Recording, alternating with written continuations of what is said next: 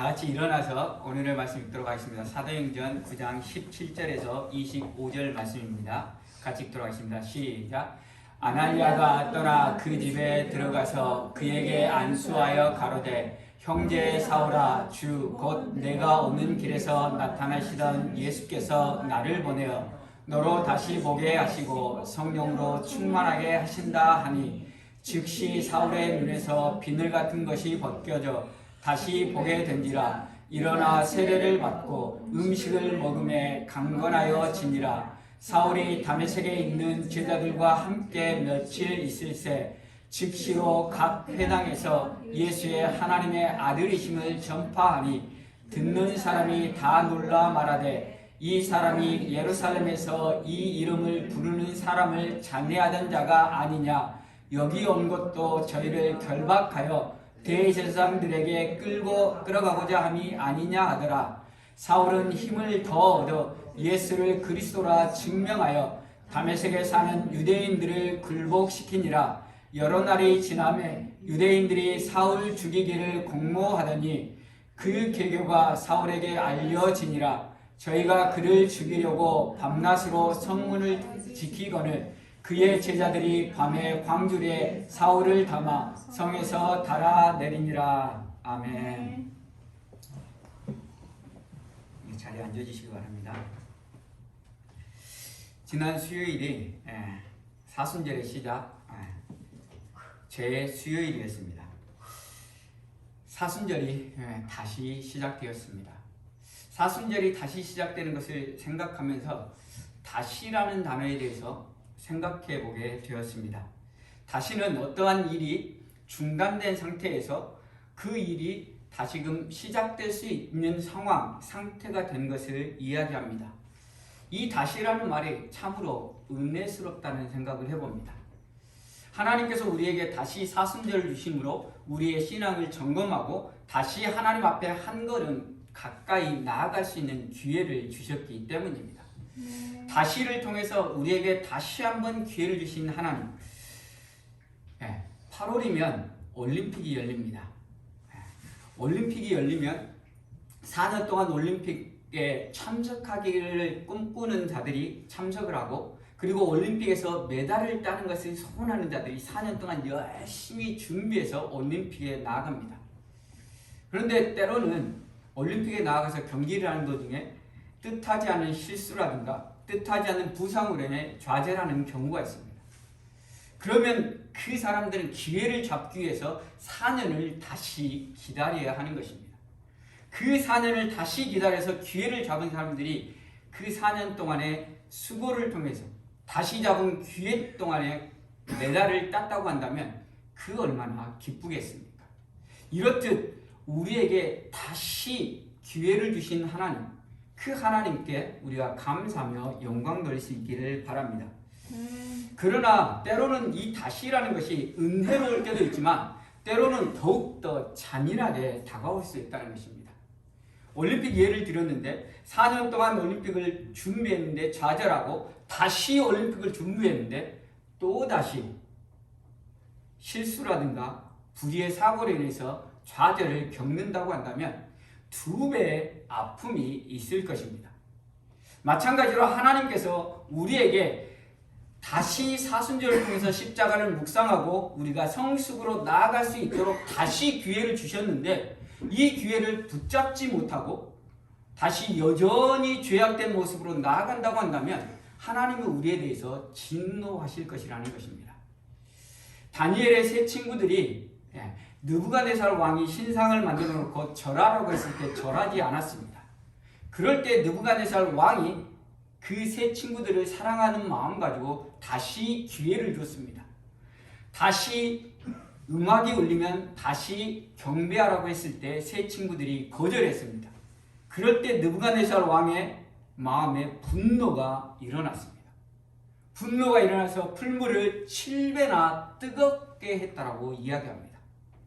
그 분노가 이전보다 훨씬 더 크게 일어났다는 것입니다. 우리도 그런 것들을 경험합니다. 우리의 자녀들에게 무언가 잘못했을 때 다시 기회를 줍니다. 야, 네가 이렇게 잘못했는데 내가 용서해 줄게. 다시는 그런 것을 하지 말라고 이야기합니다.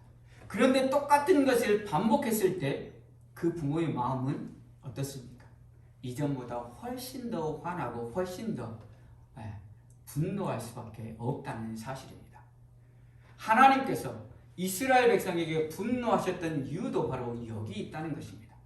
이스라엘 백성들을 용서해 주시고 다시 기회를 주셨음에도 불구하고 이스라엘 백성들은 그 주신 기회를 살리지 못하고 여전히 죄악 가운데 머물러 있음으로 인해서 하나님의 분노, 하나님의 진노 아래 놓이게 되었다는 사실입니다. 사랑하는 성도 여러분, 하나님께서 다시 우리에게 사순절을 주셨고 하나님께서 다시 우리를 예배의 자리로 불러주셨습니다. 그래서 저는 다시 말씀을 전하고 여러분들은 다시 말씀을 듣는 자리로 하나님께서 인도해 주셨다는 사실입니다. 다시 인도해 주신 이 예배의 자리가 은혜의 자리가 되기를 원합니다. 아멘. 똑같은 죄를 반복함으로 인해서 하나님의 분노를 일으키는 우리의 모습이 아니라 말씀을 듣고 죄에서 돌이켜서 하나님께로 그리스도인다운 모습으로 한 걸음 나아가는 다시가 은혜 시간이 될 수 있기를 간절히 소원합니다. 그래서 우리 모두가 한 걸음씩 주님 앞에 나아가는 은혜의 예배가 되기를 간절히 소원합니다. 네.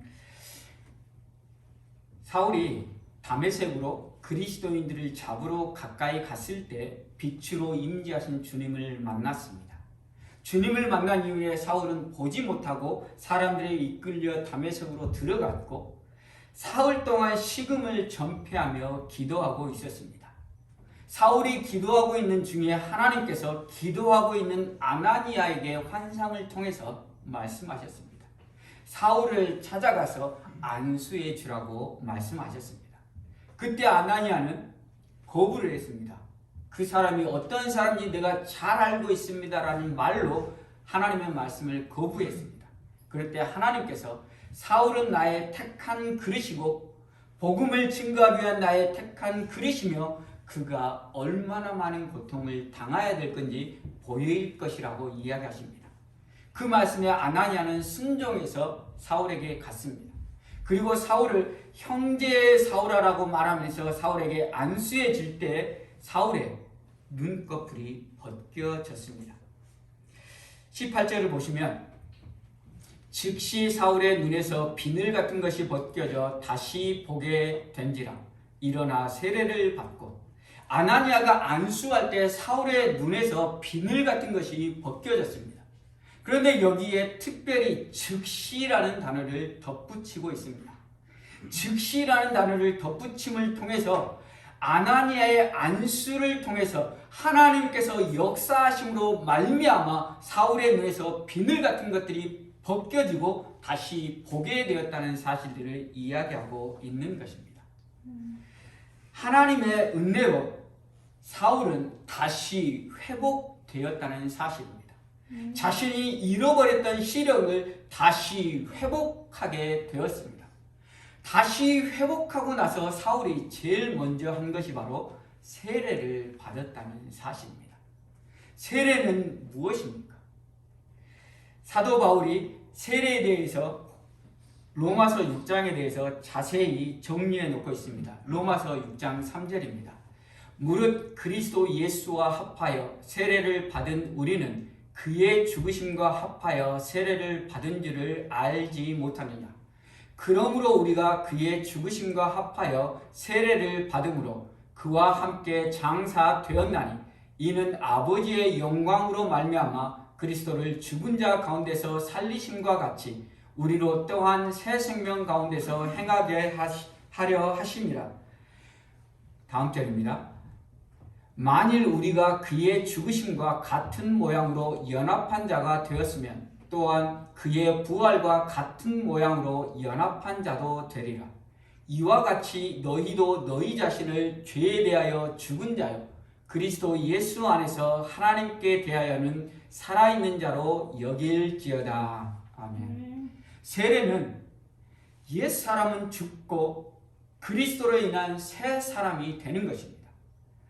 바꿔 말하면 그리스도와 연합한 자가 된다는 의미입니다. 그리스도와 연합하기 위해서는 먼저 그리스도와 함께 죽어야 한다는 것이고, 그리스도와 함께 죽고 난 이후에 그리스도와 함께 다시 산다는 것입니다.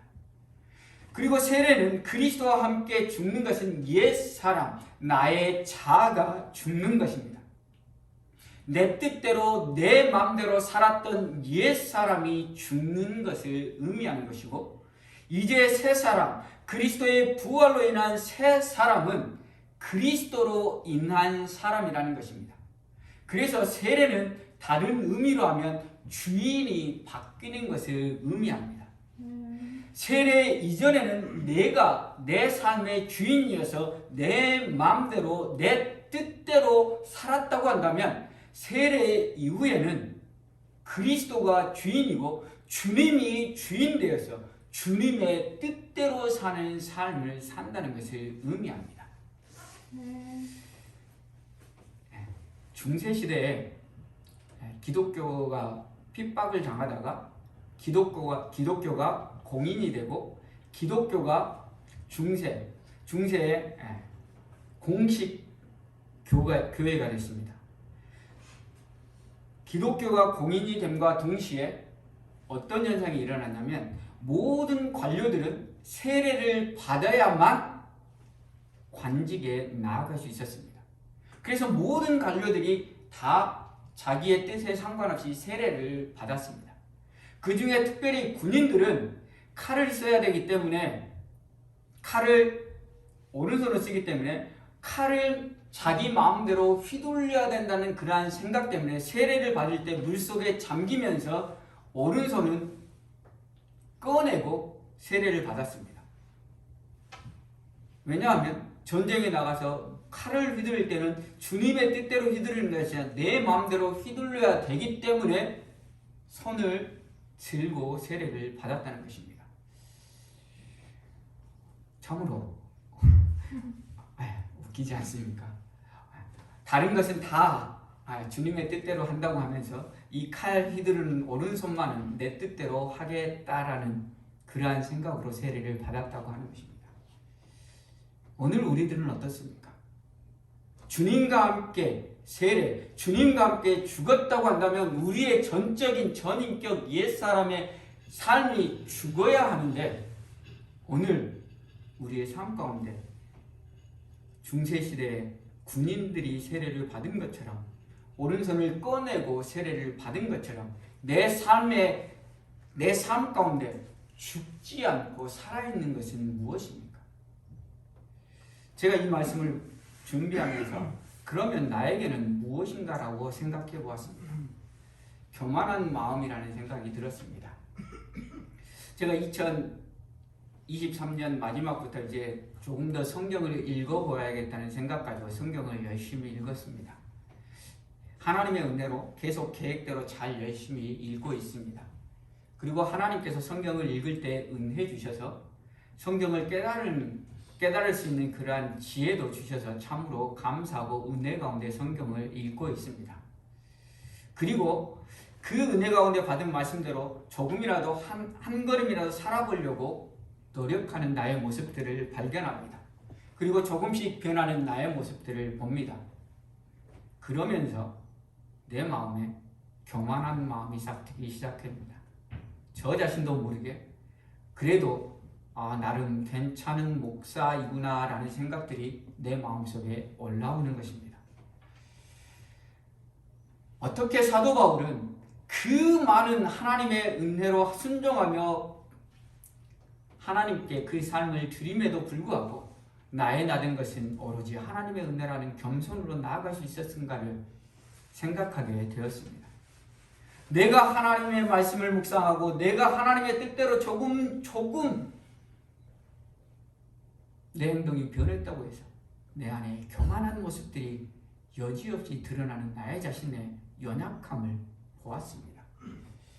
그러면서 계속 하나님 앞에 기도밖에 없구나. 나 같은 죄인 살리신 하나님의 은혜를 기억하는 것밖에 없다는 생각을 해보았습니다. 사랑하는 성도 여러분, 우리 모두는 세례를 받았거나 주님을 우리의 주인이라고 고백하는 믿음의 사람들입니다. 우리 모두가 주님의 사람들이라고 세례를 받았다라고 고백한다고 한다면 우리의 삶 가운데 진정 내가 죽지 않고 중세기도의 군인들처럼 내 마음대로 하고 싶은 그 무엇은 무엇인지를 우리가 우리 스스로 점검해 볼 수 있기를 바랍니다. 그래서 우리 사순절 기간 동안에 한 가지라도 내 뜻대로 하고 싶었던 그것을 내려놓고 주님 앞에 순종하며 순복하며 나아갈 수 있는 저와 여러분이 되기를 간절히 소원합니다. 그래서 온전하게 그리스도로 연합한 세례의 의미를 깨닫고 세례받은 자처럼 살아가는 저와 여러분이 되기를 간절히 소원합니다. 세례를 받고 나서 사도 바울이 했던 것은 바로 19절입니다. 음식을 먹음에 강건하여 지니라. 사도 바울이 세례를 받고 나서 음식을 먹고 강건하여 졌습니다. 사도 바울이 눈이 먼 이후에 식음을 전폐했습니다. 식음을 전폐하고 기도한 중에 아나니아가 왔고 안수를 통해서 눈이 떠졌고 세례를 받았으니 당연히 먹고 강건해진 건 당연합니다. 밥 먹는 것은 결코 중요한 일이 아닙니다. 그런데 누가는 음식을 먹음에 강건해졌다고 분명하게 기록하고 있습니다. 음식을 먹는 것은 별로 중요한 일이 아닌데 기록하고 있다는 것은 특별한 의미가 있다는 것을 보여주고 있는 것입니다. 여기서 먹다라는 동사는 보통 파고라, 에스티오라는 동사를 사용합니다. 그런데 여기에서 누가는 먹다라는 동사로 람바노, 취하다는 동사를 사용하고 있습니다. 이 취하다는 동사의 의미 속에 생명을 취하다는 의미가 있습니다. 사울이 음식을 먹은 것은 단순히 음식을 먹은 것을 의미하는 것이 아니라 이제 생명을 먹고 생명을 증거하는 자로 서갔다는 것을 이야기하고 있는 것입니다. 이전까지 사울은 자신의 육체를 위해서 자신의 욕망을 위해서 먹고 마시고 그 힘 가지고 자신의 욕망을 위해서 달려가던 자였다고 한다면 이제는 음식을 먹는 것조차도 생명을 위해서 음식을 먹었다는 것을 보여주고 있는 것입니다. 세례는 주인이 바뀌는 것과 동시에 우리의 삶의 측면에서 보면 새로운 시작의 분기점이라는 사실입니다. 사울이 이전에는 주의 도를 따르는 자들을 잡아서 죽이는 역할이었습니다. 그런데 이제 세례를 받고 난 이후의 사울은 주의 도를 따르고 주의 도를 전하는 자가 되었다는 사실입니다. 세례를 통해서 세례 이전의 삶과 세례 이후의 삶이 완전히 뒤바뀌는 삶을 살았다는 것입니다. 세례 이전에는 자신의 육신을 위해서 먹고 마시며 자신의 육신을 위해서 욕망과 욕심을 향해 달려가던 사울이었지만 세례 이후에는 생명을 먹는 자, 생명을 위해서 먹고 마시는 자, 생명을 증거하는 자로 180도 전환된 삶을 살았다는 사실입니다. 사랑하는 성도 여러분, 우리가 세례 받은 자들입니까? 세례를 받았다고 한다면 이제 우리의 삶에 세례 이전과 세례 이후에 변화가 있기를 바랍니다. 내 욕심대로 내 마음대로 내 뜻대로 살아가던 그러한 삶에서 돌이켜서 이제는 주님이 원하시는 삶, 주님이 기뻐하시는 삶으로 나아갈 수 있기를 바랍니다. 그리고 여기서 강건하여지다는 단어는 신약성경에 2번밖에 사용되지 않은 단어입니다. 예수님이 겟세마네 동산에서 기도하실 때, 땀이 핏방울이라도 기도하실 때 하늘에서 천사가 내려와서 예수님을 힘써 돕더라는 단어가 있습니다. 여기서 힘써 돕더라는 단어에 강건하여 지더라는 단어가 동일한 단어입니다. 예수님을 도왔다는 단어, 예수님, 하나님께서 힘을 주셔서 예수님을 도왔다는 단어가 동일한 단어. 그렇다고 한다면 사울을 하나님께서 힘을 주셔서 도우셨다는 이야기입니다. 사울이 음식을 먹고 강건하여졌다는 의미는 사울이 건강해져서 이제 사울에게는 더 이상 질병도 없고 아주 건강한 모습으로 하나님 사역을 잘 감당하는 모습이 아니라 하나님께서 하나님의 능력을 힘입는 자가 되었다는 것을 의미하는 것입니다. 우리가 잘 알듯이 사울은 일평생 지병을 가지고 있었습니다. 그래서 자신이 고백합니다. 육체에 가시가 있었다라고 고백합니다. 육체의 가시로 인해서 자기가 교만하지 않고 겸손하게 하나님을 섬길 수 있었다고 말하고 있습니다. 그러므로 인해서 여기에 강건하여지다는 것은 육체적인 강건을 의미하는 것이 아니라 영적으로 하나님께서 강건하게 하나님께서 힘을 주셨다는 의미입니다. 하나님께서 힘을 주신 이유는 무엇 때문입니까? 하나님께서 힘을 주신 이유는 하나님의 사역을 감당하도록 하시기 위함입니다. 예수님께서 겟세마네 동산에서 기도하실 때 천사가 예수님께 힘을 주었습니다. 그리고 나서 예수님은 무엇을 했습니까? 그 힘 가지고 자신을 잡으러 온 자들을 쳐서 물리친 것이 아니라 그 힘의 능력 가지고 하나님의 말씀인 십자가를 묵묵히 지고 가셨다는 사실입니다. 사울도 하나님이 주신 힘 가지고 이제 자신의 욕망과 욕심을 위해 나아가는 것이 아니라 하나님의 뜻에 자신을 내어 던지고 있다는 사실입니다. 사울이 음식을 먹고 강건하여진 이후의 한 행동은 20절입니다. 즉시로 각 회당에서 예수의 하나님의 아들이심을 전파하였습니다. 음식을 먹고 강건하여진 이후에 사울은 즉시로 하나님의 아들이심을 전파하였다는 것입니다. 사울이 음식을 먹고 나서 강건하여지고 그 자신에게 맡겨진 사명인 복음 증거의 사명을 감당하는데 그 힘을 사용하였다는 사실입니다. 사울의 사명은 무엇입니까? 이방인과 임금들과 이스라엘 백성에게 복음을 증거하는 것이었습니다.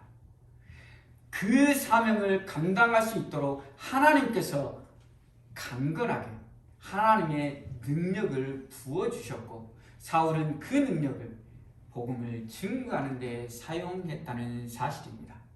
사랑하는 성도 여러분, 하나님께서 우리를 사랑하시고 우리를 구원하여 주시고 우리에게 소명을 맡겨주셨습니다. 그 소명은 무엇입니까? 땅끝까지 이르러 주님의 증인이 되는 소명입니다. 때를 얻든지 못 얻든지 복음을 증거하는 소명이 우리에게 맡겨졌습니다. 그 소명을 감당하기로 나아갈 때 하나님께서 우리와 함께 하시며 그 소명을 감당할 수 있는 힘을 우리에게 부어주실 것입니다. 그리고 그 힘 가지고 우리가 주의 소명을 감당할 수 있다는 것을 보여주고 있는 것입니다. 사울이 자신의 능력이 아니라 주님의 능력 가지고 나아가서 사명을 감당함으로 말미암아 사울이 나중에 바울이 이렇게 고백합니다. 나의 나된 것은 오로지 주의 은혜라고 고백합니다. 우리도 우리가 하는 모든 일은 하나님께서 은혜로 우리가 행할 수 있도록 도와주셨기 때문에 우리의 모든 것들은 주의 은혜임을 고백하며 나아가는 우리 모두가 될 수 있기를 바랍니다. 사울이 얼마나 대단하게 복음을 증거했는지 21절, 22절에서 보여주고 있습니다.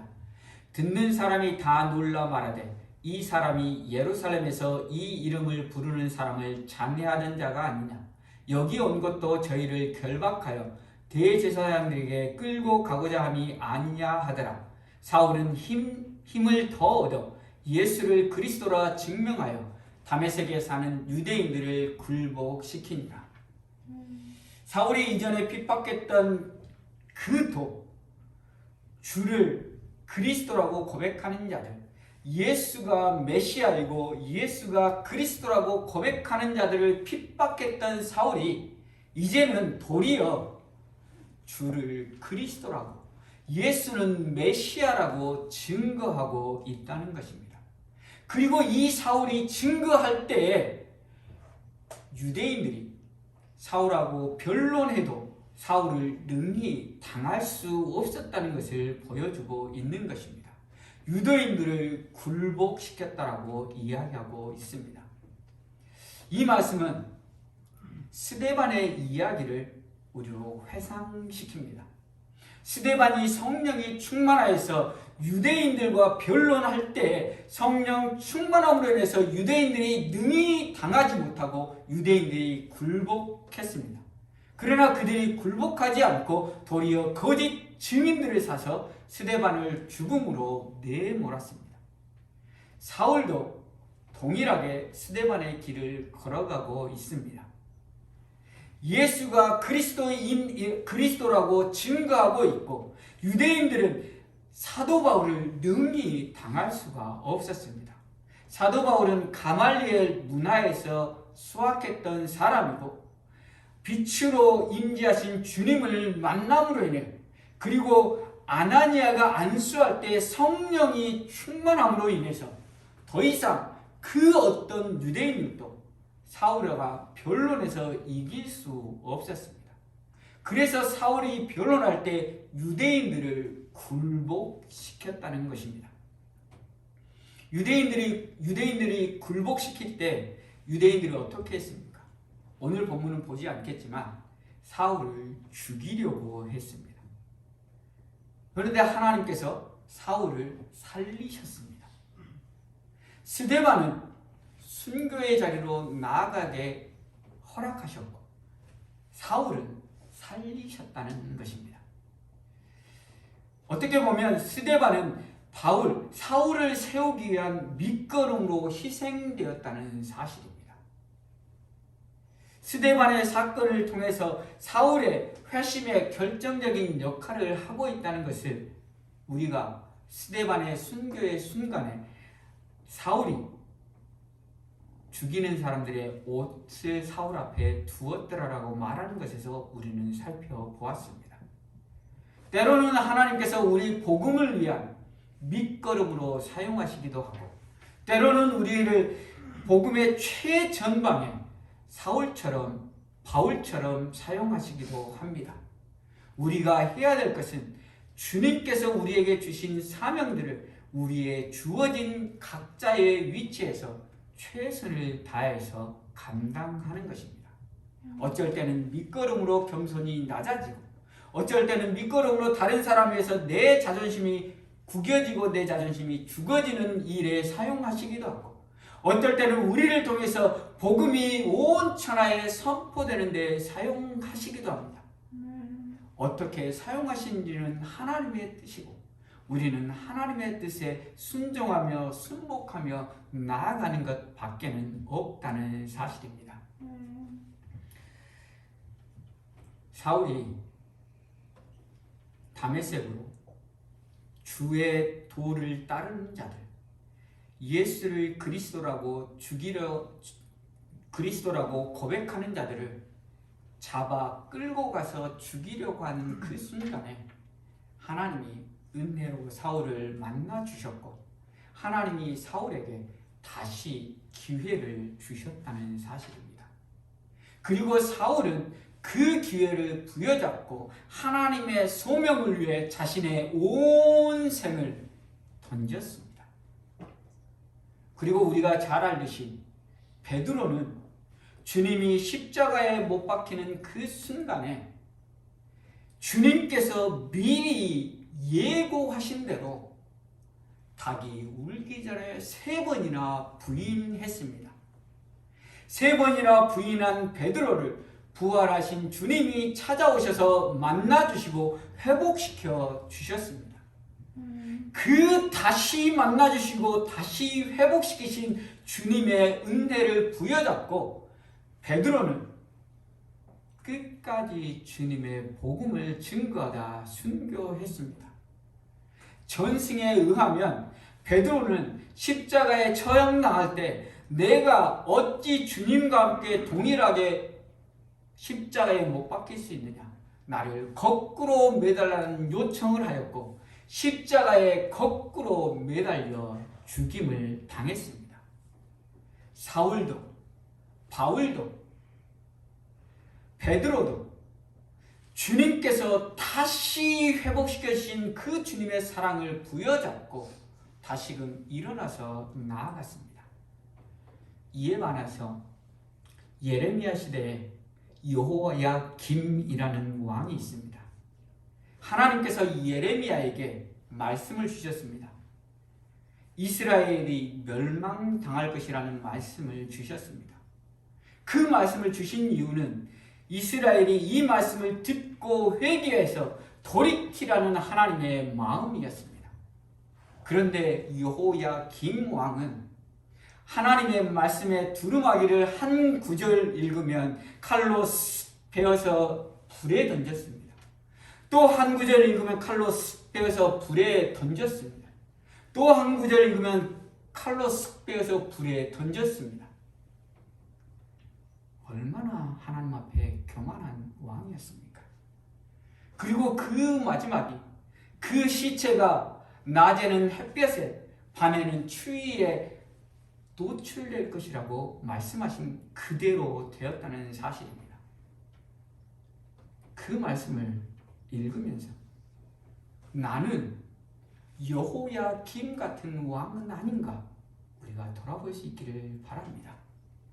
우리가 하나님의 말씀을 믿는다고 하면서도 하나님께서 우리에게 말씀을 주실 때 그 말씀을 아멘으로 받고 그 말씀에 순종하지 않고 나아가는 우리의 모습은 여호야김 왕과 같이 하나님의 말씀을 쓱 베어서 불에 던지는 것과 동일하다는 것입니다.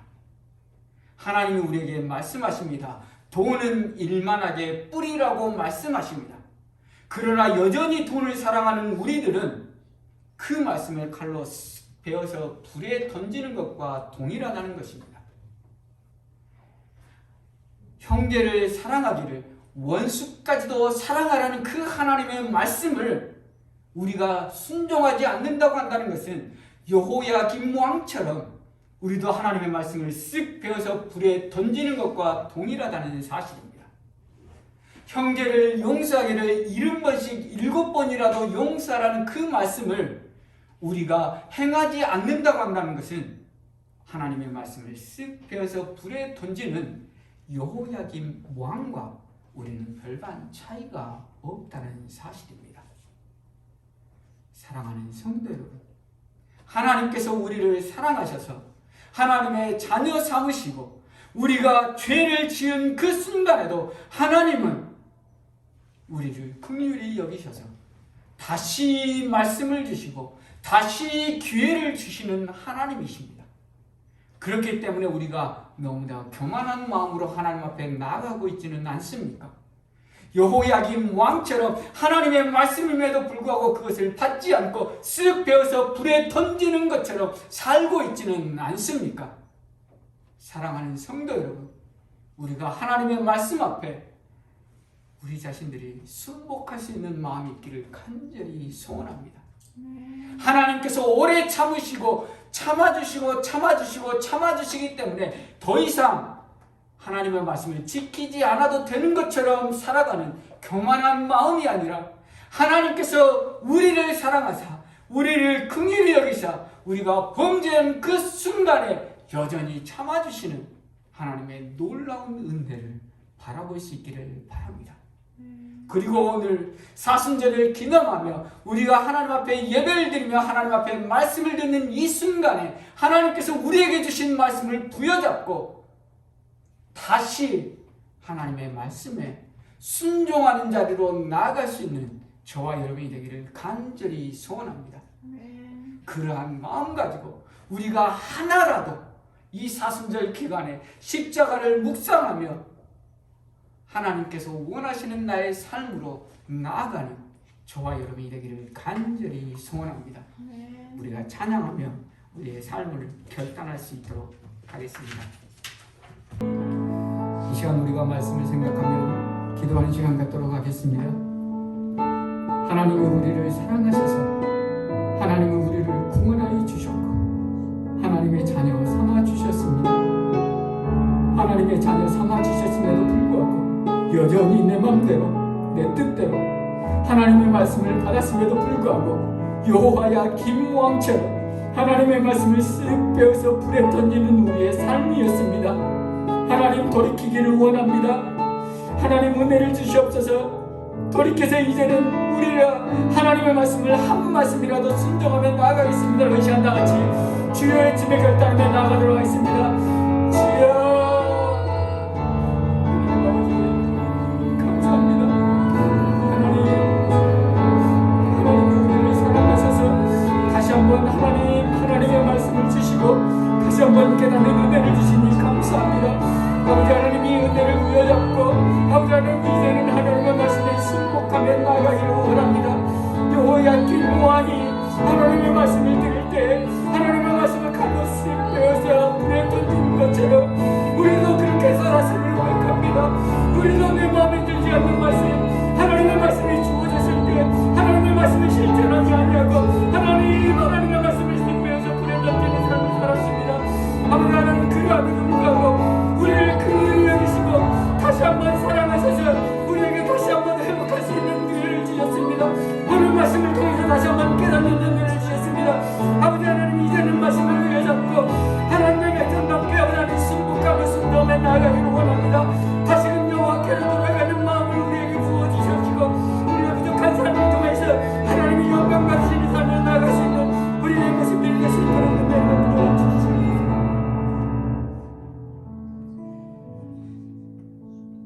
하나님 감사합니다. 나 같은 죄인을 사랑하셔서 하나님의 자녀 삼아주시니 감사합니다. 하나님께서 그 놀라운 은혜를 베풀어 주셨음에도 불구하고 여전히 내 마음대로 살았던 우리의 자신들을 회개하기를 원합니다. 여호야 김모왕처럼 하나님의 말씀을 받을 때 하나님의 말씀을 쓱 빼어서 불에 던진 것처럼 살았음을 고백합니다. 하나님 돈은 일만에게 뿌리라고 말씀하신 그 말씀도 하나님 우리가 쓱 빼어서 불에 던졌습니다. 형제를 사랑하라는 말씀도 쓱 빼어서 불에 던졌습니다. 형제를 용서하라는 말씀도 쓱 빼어서 던졌습니다. 겸손히 하나님을 섬기라는 말씀도 쓱 빼어서 하나님 불에 던지는 삶을 살았습니다. 그러한 우리들임에도 불구하고 우리를 사랑하셔서 긍휼히 여기셔서 다시 한번 기회를 주신 하나님 감사합니다. 사순절을 통해서 다시 한번 우리의 삶을 돌이키게 하여 주시옵시고 다시 한번 주님의 십자가를 묵상하며 우리가 말씀 앞에 한 말씀이라도 순종하며 나아갈 수 있는 우리 모두가 될 수 있도록 은혜를 베풀어 주시옵소서. 그래서 우리를 통해서 하나님의 하나님 되심이 드러나고 우리를 통해서 하나님이 영광 받으시는 우리의 삶이 될 수 있도록 주님 우리를 붙드시고 붙잡아 주시고 인도하여 주시옵소서. 그래서 아버지 하나님 사순절 기간을 통해서 우리가 한 걸음이라도 주님 앞에 나아가서 성숙한 그리스도인의 삶이 될 수 있도록 은혜를 베풀어 주시옵소서. 그러한 은혜가 있기를 간절히 소원하며 예수 그리스도의 이름으로 기도합니다.